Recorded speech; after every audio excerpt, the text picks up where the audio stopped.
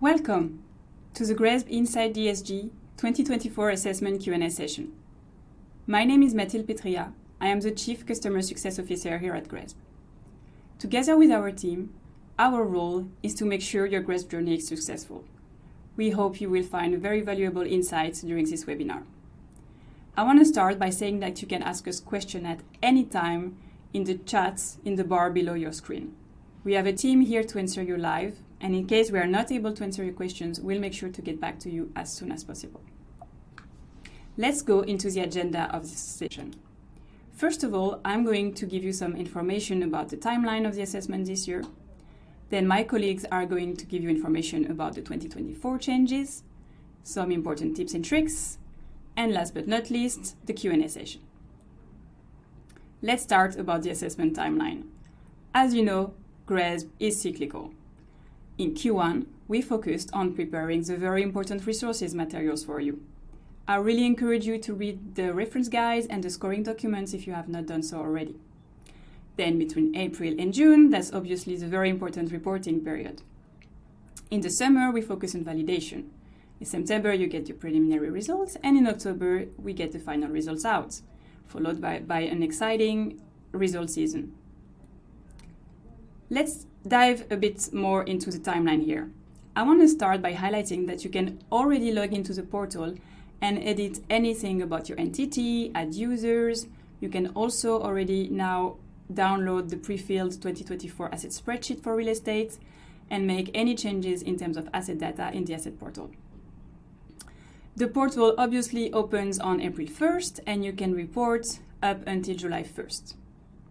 I want to highlight here that the service known formally as the response check, which is now the pre-submission check, is available for requests between April 1st and June 1st. This service will be executed between May 1st and June 21st. I really encourage you to book those services as early as possible as we have a limited amount of slots available. And also, I would encourage you to execute it as early as possible in your process to make sure you have enough time to update any responses you might need to update following the service before July 1st. Also very important to remember that between August 1st and August 15th, you have the ability to customize your peer group in the portal for real estate only. I would really encourage you to note this date in your agenda and remember to do so. 2nd of September, we launch the preliminary results, and then you have the availability to perform an assessment correction if you need to, between 2nd of September and 15th of September. Then obviously the very exciting moment is October 1st, when we release the final results. I also want to tell you here that you are very welcome to book a result consultation service with our team that can happen from mid-October onwards, and here we can help you understand your results and also dig into the validation decisions. I also want to take the opportunity today to share some exciting news. We have been working over the past months in developing the GRESB Accredited Professional Exam that we call the GRESB AP. This new credential is real estate only for now, and it aims to really recognize the professionals who have the skill to establish the strategy, manage the reporting, and the analysis around the GRESB assessment. The audience for this AP are real estate professionals, but also sustainability experts who might already be LEED, WELL, or BREEAM APs, but also partners of GRESB and solution providers. Learn more very soon. Stay tuned by looking at our website. You can also contact your account manager for more details. I will finish this section by telling you that you can contact us at any time should you have any question or need any assistance. The GRESB Member Success Team is here for you. You can contact us by filling the form on our website or by sending us an email at info@gresb.com. If you have a question that is more on the commercial side, then you are very welcome to contact the GRESB Member Relations Team and your account manager. Thank you very much for your attention, and now over to my colleagues who will give you more information about the 2024 changes in the assessment. Thank you, Mathilde. Hi, everyone. My name is Alexandre Brelet. I am a senior analyst within the Member Success team. I'm also the Customer Insights lead at GRESB. Today, I'm going to give you some information regarding the different changes that will impact your 2024 real estate GRESB assessment. Without further ado, let's jump right into it. So, we have created two different types of documents for you to be able to be aware of all different changes that will impact your submission. So, on the one hand, you've got the official 2024 list of changes document. This really tackles all the different changes in vast detail and provides you with a comprehensive overview of all the changes that will impact your submission. And then on the other hand, we have created a more condensed version of this document in the form of the list of changes summary table. So this summary table will give you really a bird's eye view of the changes, preferably at the indicator level when possible. And this gives you a little glimpse of the reporting impact, the description of the change, but especially it gives you an idea if this change will have an impact on your scoring for this year or not. I have obviously included in the slides the links, but they are available on our website and remain accessible to everyone. So now let's have a look at a specific indicator level change. So we are under the leadership aspect. We are now looking at indicator LE2. LE2 looks at the ESG objectives of an entity. So LE2 really asks the question, does the entity have ESG objectives? So the main change here is that we have removed the general sustainability option from the list of selections that you can make for this indicator. The reason we did so is because general sustainability and general objectives were considered to be overlapping based on our analysis of the different responses we received last year. So that's why we decided to remove it. On the screen, you can see the impact that this will have on the different fractions that contribute to the scoring of this indicator. So you can see on the screen directly how this will impact the indicator LE2. We stay in the leadership aspect. We now look at indicator LE5. LE5 looks at ESG, climate-related, and or DEI senior decision maker. So the idea here is that we have removed fund/portfolio manager as a selection in this indicator. The reason we did so is because we realized that it's often the most common role responsible for ESG at an organization, fund/portfolio manager. And this information is already captured, I'm sure a lot of you know, under indicator LE3. And that's why we wanted to prevent this from creating a certain kind of double counting. So that's why we have removed it from the list. And you can see the impact that this will have on this indicator on your screen right now. Moving on, we now look at LE6. So I'm certain you're very, very familiar with this indicator. So this indicator tackles the personal ESG performance targets of an entity. So does the entity include ESG factors in the annual performance targets of personnel? So in the past, the standard accounted for this in two ways. So it looked at non-financial consequences and financial consequences. We have now removed the former.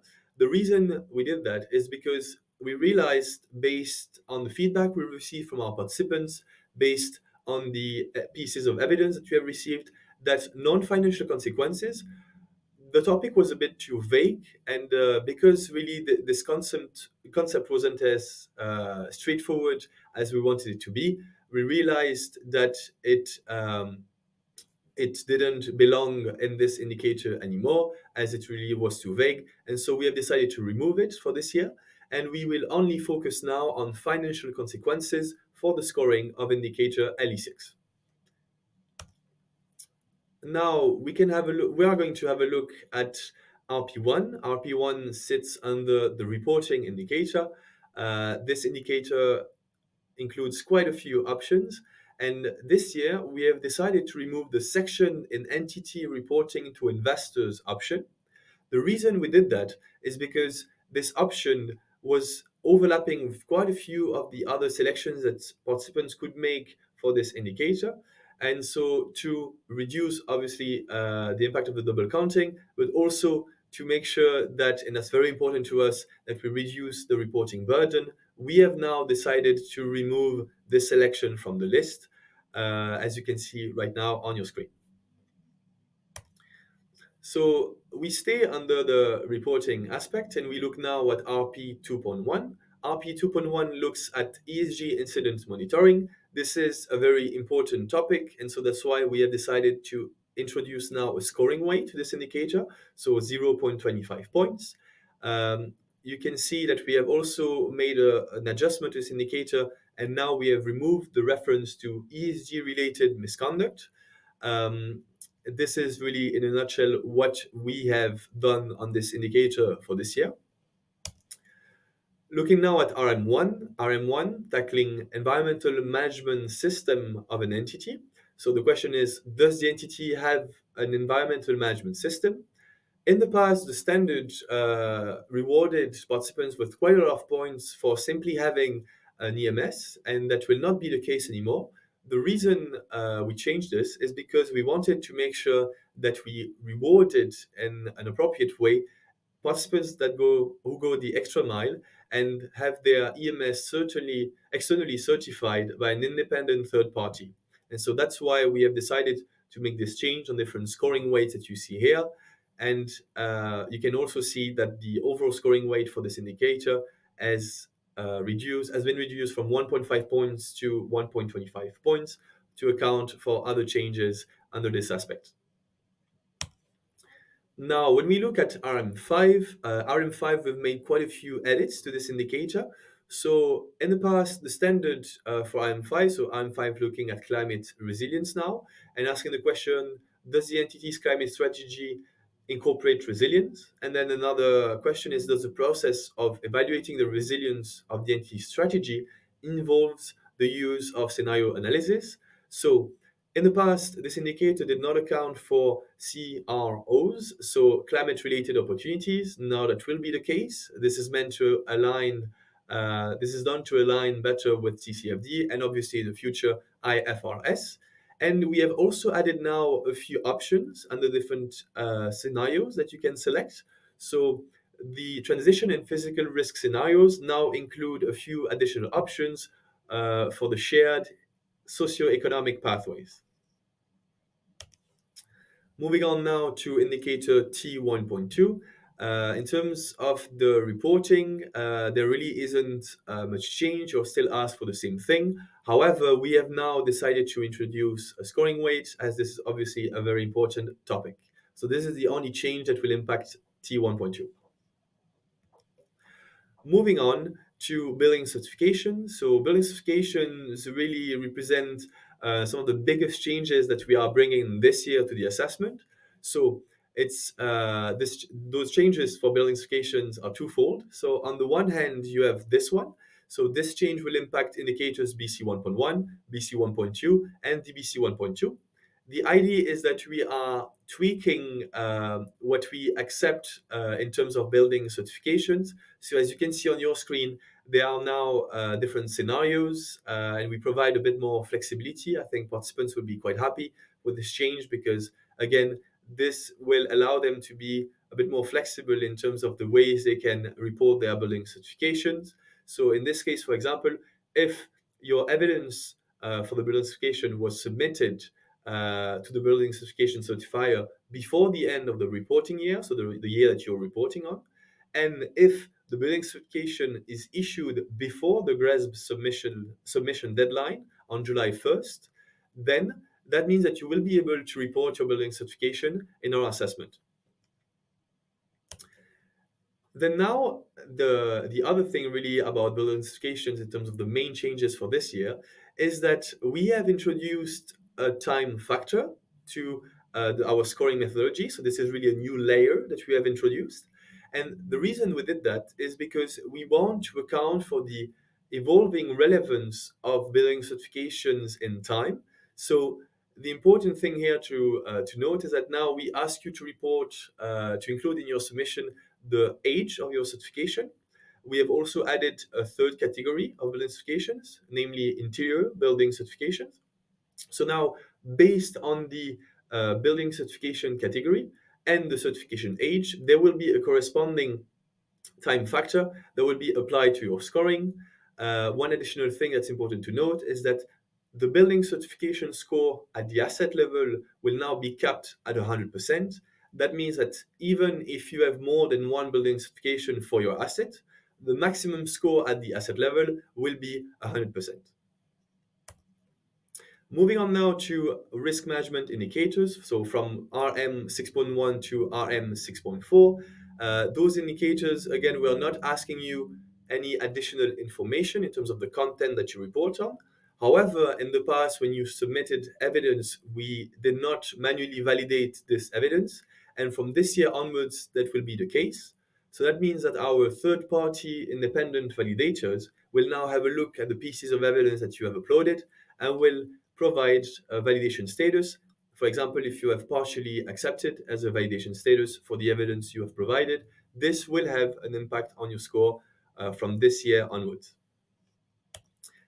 Last but not least, we will introduce from this year onwards country in our benchmarking methodology. So this will allow us to provide you with more accurate, really, aggregation process, and this will also help us provide you with a more granular scoring methodology. It's quite important to us. So this will impact quite a few metrics in our assessment. As you can see on the screen, this will impact data coverage for energy, GHG, water, and waste. It will impact like-for-like changes for energy, GHG, and water. It will impact renewable energy, recycled water, building certifications, and obviously energy ratings. In terms of the reporting impact for our participants, this will have an impact on indicators. I'm sure you know them, R1.1 and R1.2. Those two indicators will now be merged together under indicator R1.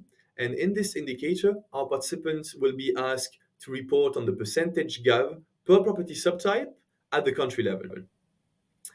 That's it for me.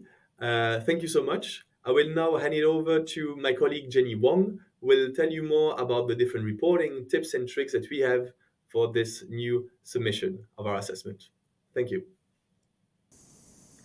Hello everyone, my name is Jenny Wong, an analyst here at GRESB within the member success team.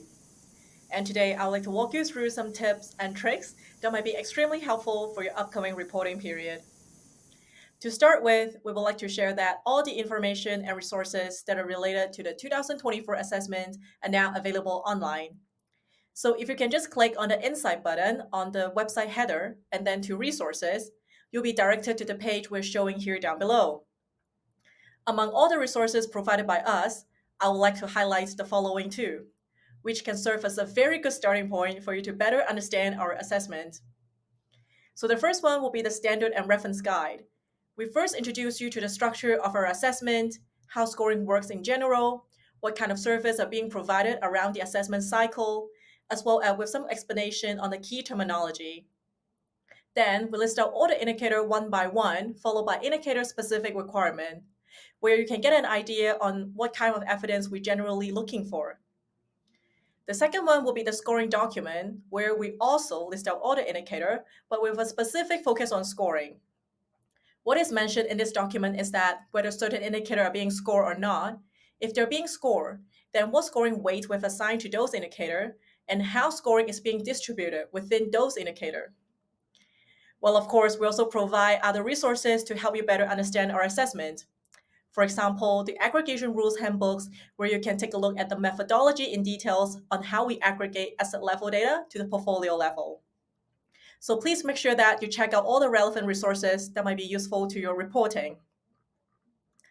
Now, let's get ready for the start of our assessment.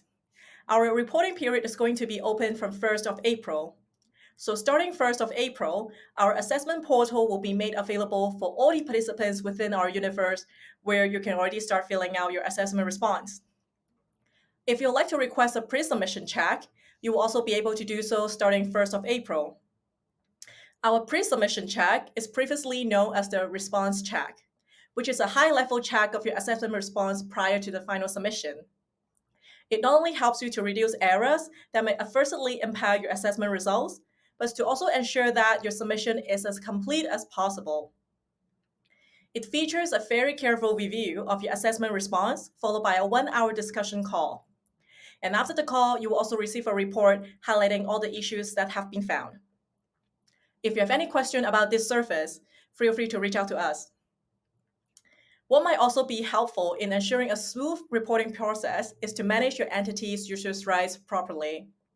Please note that there are different levels of access rights, and only the account manager of the entity are able to manage that and even to submit the final response at the very end. So please don't forget to assign and manage access rights accordingly. If you're interested, you can also contact some of our partners for further assistance with the reporting process or other technical issues. Our partners include leading consultants, solution providers, and industry bodies across the globe and lead the ESG progress in real assets. You may use the dictionary on our public website to find the right partner for your needs. As you may notice, our assessment is structured in different components, and each component is divided into aspects. Each aspect also comprises of individually scored indicators. So while some of the indicators are not scored and do not require evidence at all, some are even subject to manual validation. This is why we would like to also introduce you a little bit about our evidence requirement. For indicators that are subject to manual validation, our validator reviews all the evidence documents that are being uploaded. If the evidence is not fully accepted, then a second validator will be involved and also review that piece of evidence. This also happens where we simply have a second validator to review some fully accepted documents just for the quality control purposes. Should there be any uncertainty, our validators will give benefits of doubt for once, but there's no guarantee that it will be also given in the following years. Please provide the evidence as document upload or as a URL link. Should you choose the latter option, please make sure that the links are active and comply with our 2-click policy, where the validator will be directed to the correct page within 2 clicks. In order for an evidence to be accepted, the evidence should contain information pertaining to the response and meet the indicator-specific requirement. Now, let's also talk about some do's and don'ts in terms of evidence. We strongly advise our participants to make use of the evidence cover page. As mentioned, our validator reviews all the evidence documents that are being uploaded. This is why, in order to ensure a seamless validation process, an evidence cover page can be very helpful. Participants should indicate how the evidence relates to the response, for example, by indicating how it supports the issues that have been selected. In the cases where participants are reporting group-level policies that have direct applicable effect on the entity, such relationships should also be clarified. Please note that this is the responsibility of the reporting entity to provide a clear and concise information that can be easily found and understood by the validator. If the answers are provided without clear evidence, the validator will reject them. Therefore, it is highly recommended to provide a summary of the evidence so that the validation team can find a selected issue easier. The evidence cover page can be found under the resources section on our website or in the appendix of our standard and reference guide. Regarding the language requirement, documents uploaded as supporting evidence do not need to be entirely translated into English. However, for evidence provided in languages other than English, a thorough summary to convey that the requirements have been met is definitely required for the validation purposes. Participants may make use of the open text box in order to provide a summary of the document. In addition, each selected issue must be identified within the document's upload by providing the page number and the exact location. For example, which paragraph, which clauses, which sentence, and which bullet number, etc. If the evidence is provided as a URL link, then the website does not need to be translated at all. As a general rule, the easier it is for our validator to confirm the evidence meeting the requirement, the better it is. Therefore, please be as specific as possible. You can find all the indicator-related requirement under each indicator in the validation section of our standard and reference guide. Please do not hesitate to reach out to us if there's any question. We're here to help you to report as smoothly as possible. After learning what should be done, let's not forget about what should be avoided when it comes to evidence. First and foremost, please only upload evidence that is relevant to the indicator.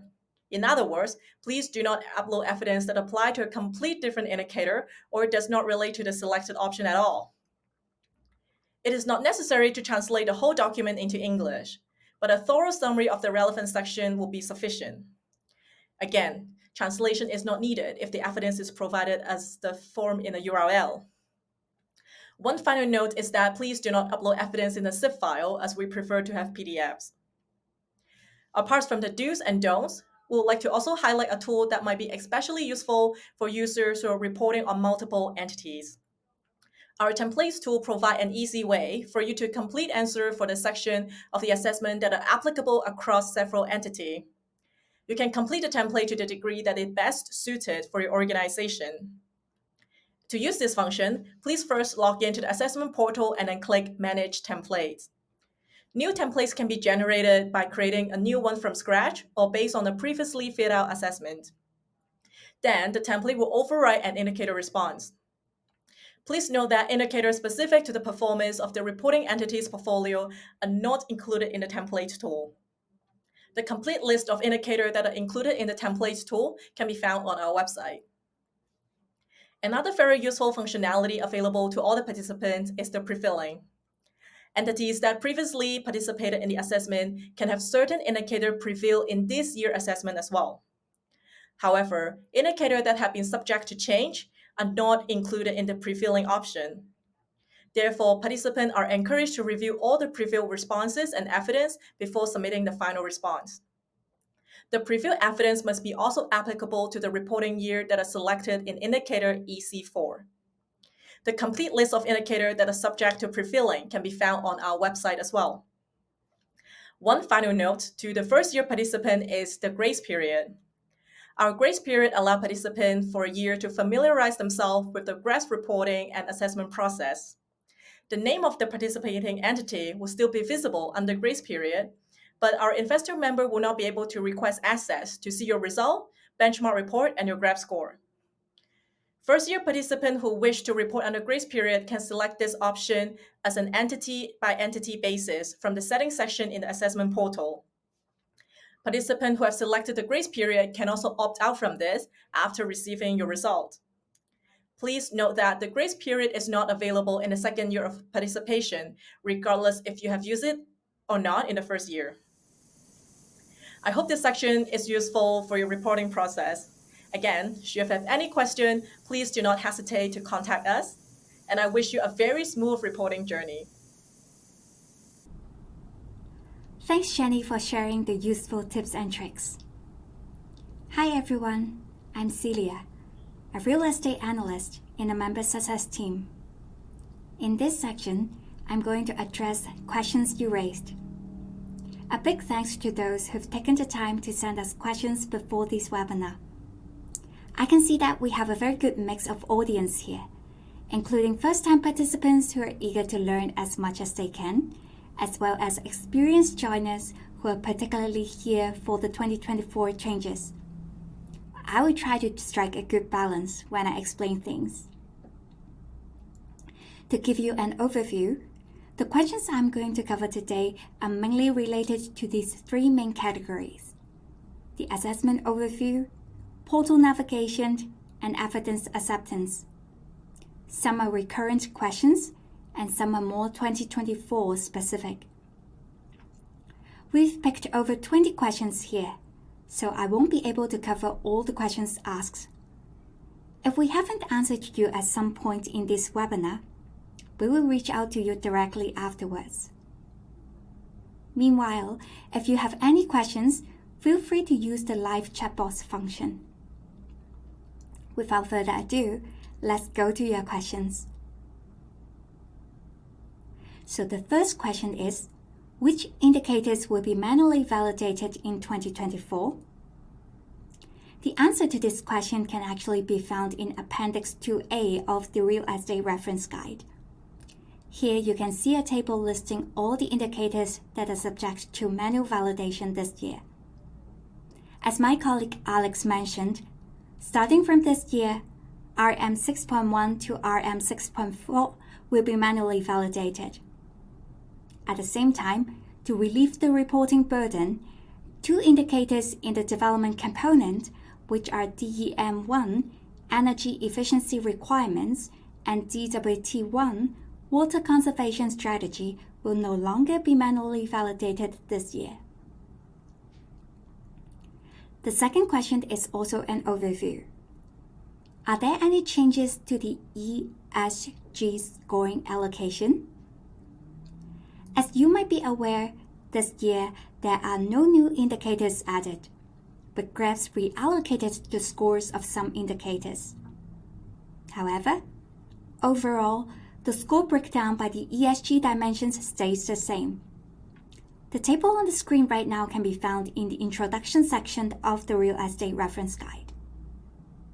For new joiners, if you're interested in knowing which ESG dimensions GRESB allocates a specific indicator to, as shown in the bottom left of the screen, one way to check this is in the reference guide, the scoring section under each indicator.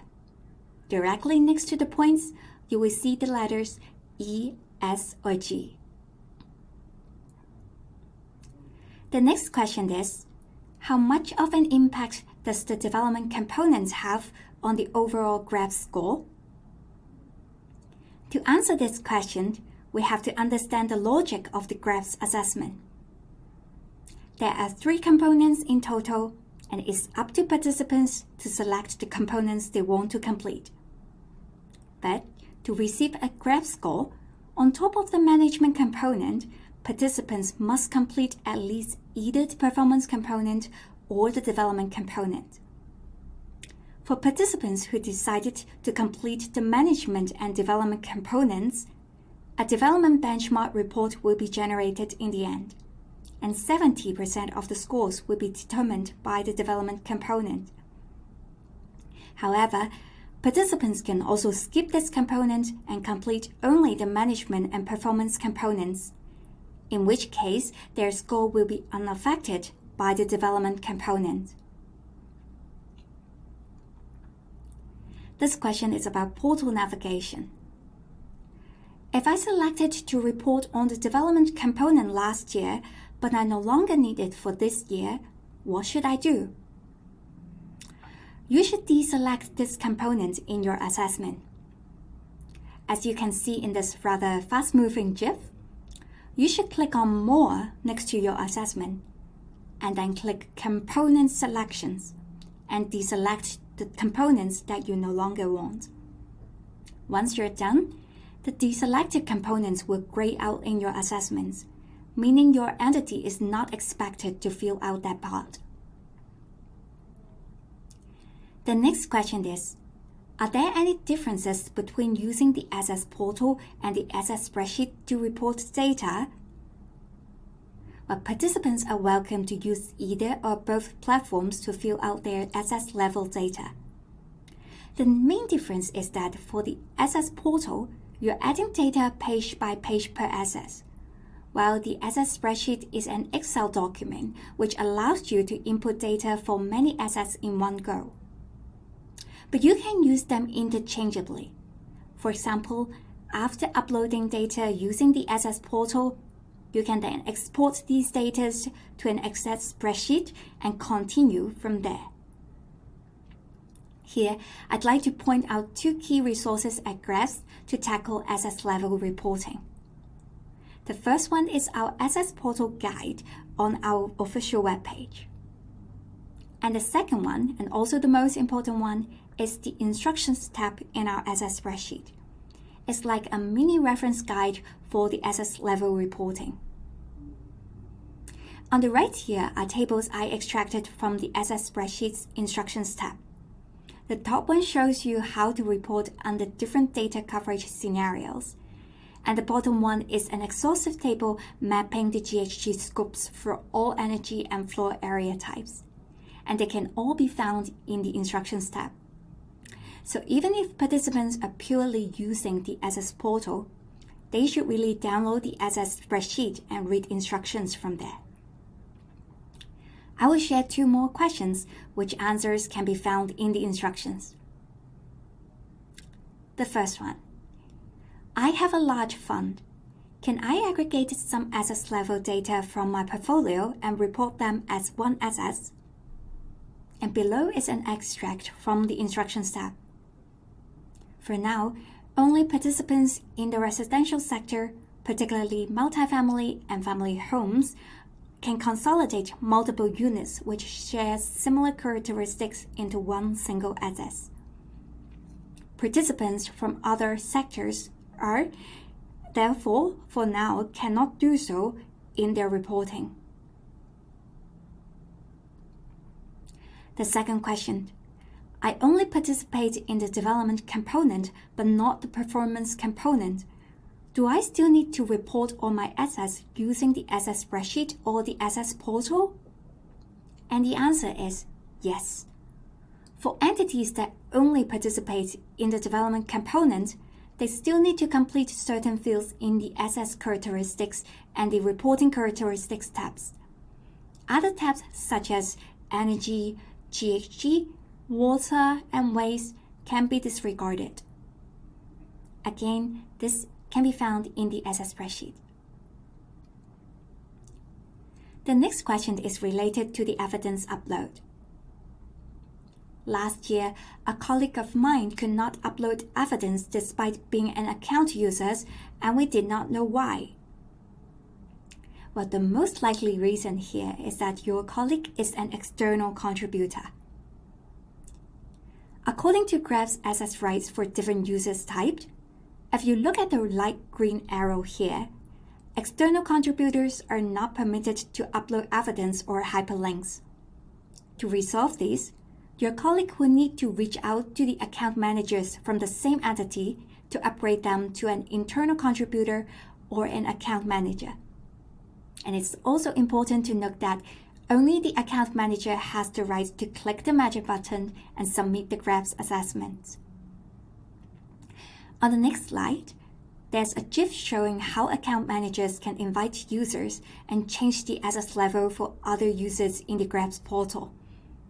Pay attention because it's, again, quite fast.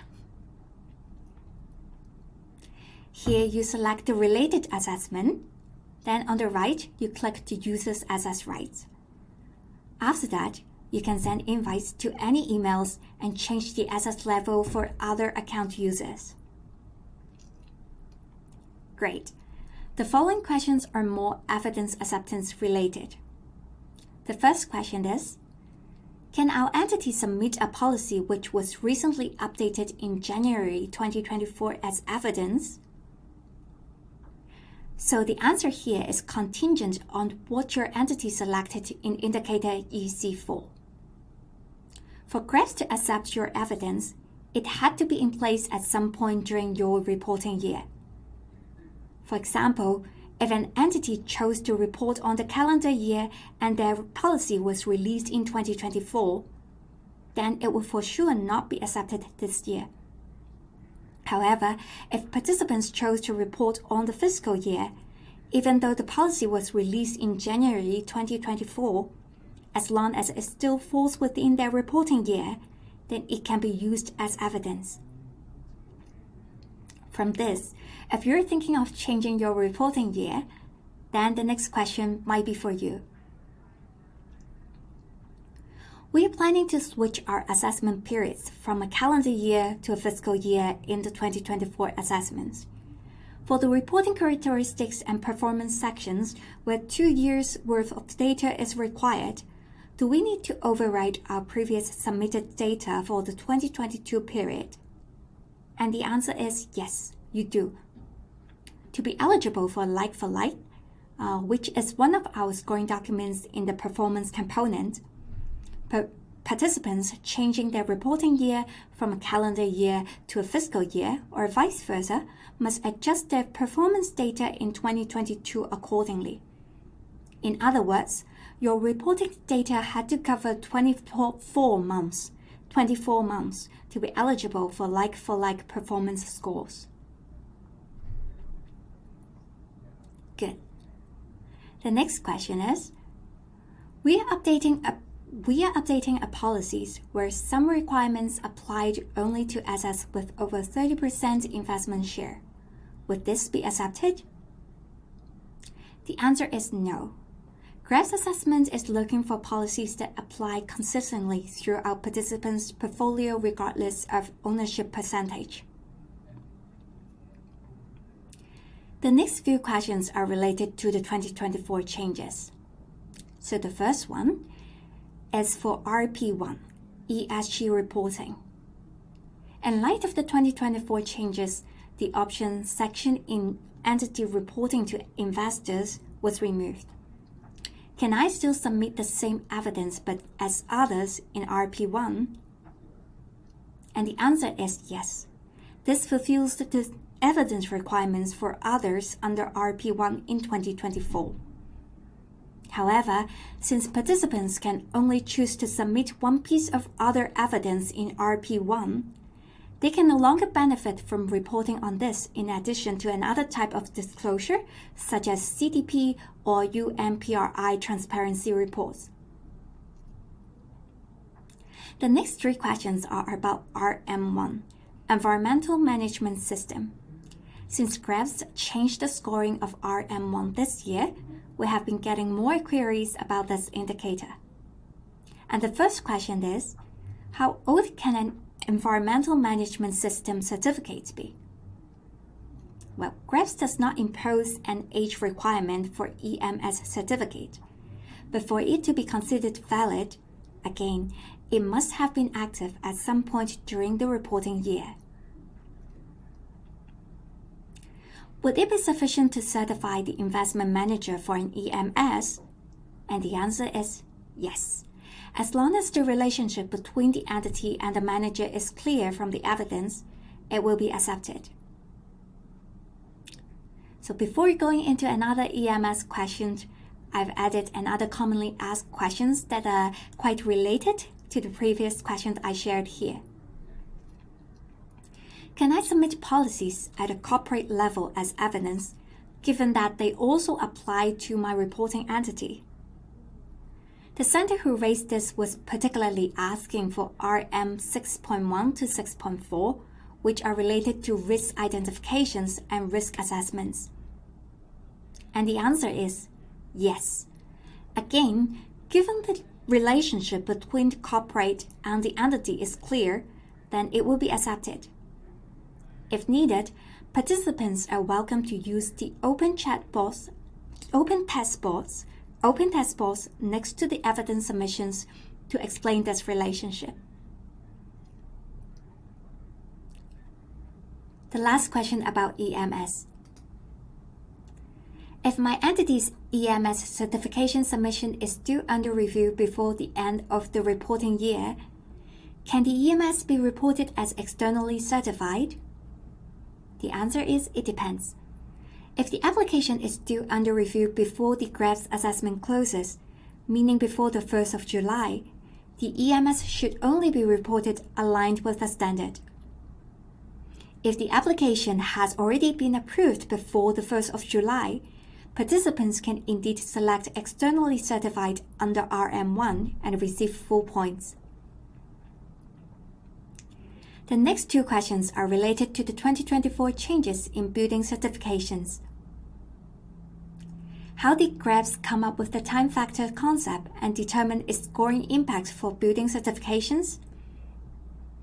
Our team is currently preparing an article that will give further insights into the rationale behind these changes and how these changes are integrated into the BC indicators.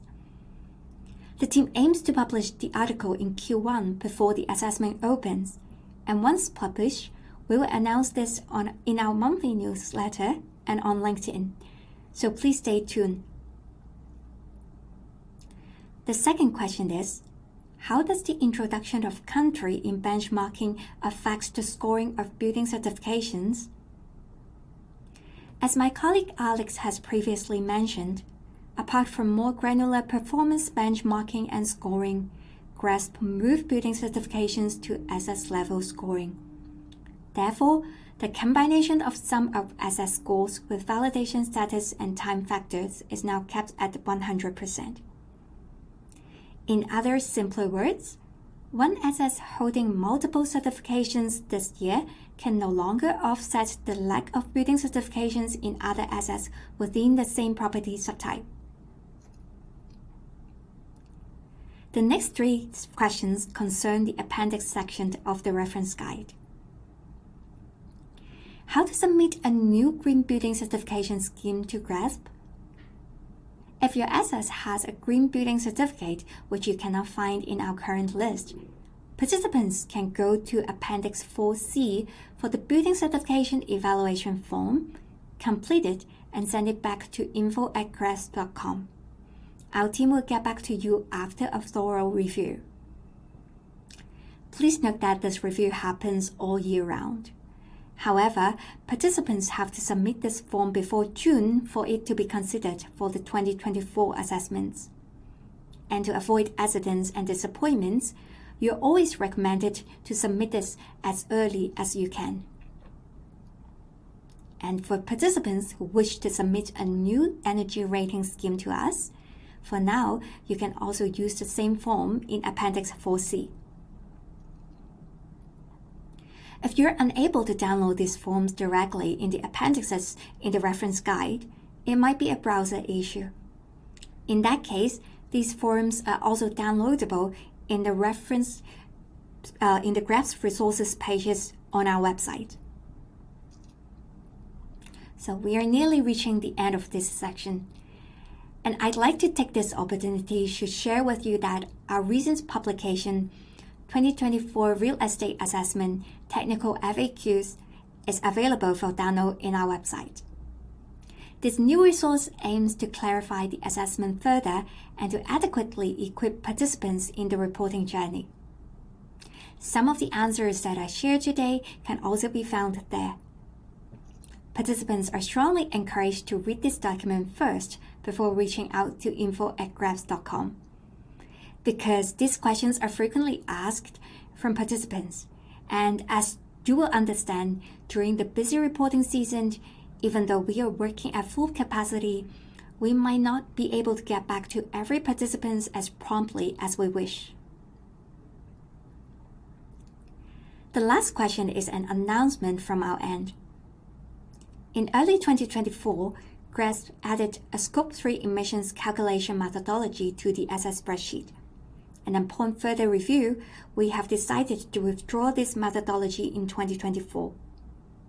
Therefore, the definitions of Scope 3 emissions remains in line with last year, and it will be reflected in the final version of the 2024 SS spreadsheet available on April 1st. Please note that the GHG Protocol has conducted an industry review of Scope 3 calculation methodology, which GRESB intends to closely monitor to ensure continuous alignment on this topic in the future.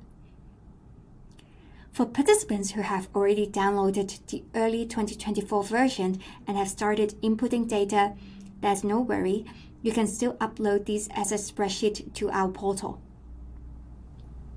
And that's the end of this webinar.